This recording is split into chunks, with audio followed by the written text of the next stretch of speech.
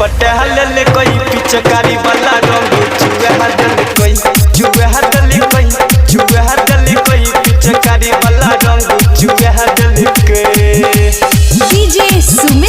DJ Sumit सती रैमा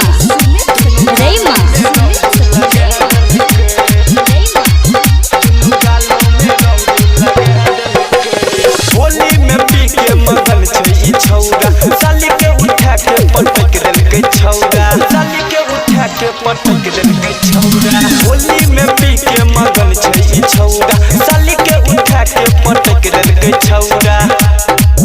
कब चोली में हाथ घुसियावे दुनु जवना पर रंग लगावे कब चोली में हाथ घुसियावे दुनु जवना पर रंग लगावे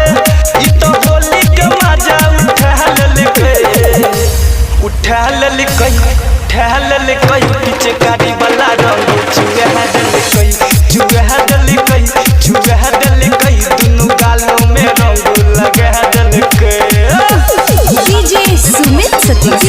सुमित सती रैमा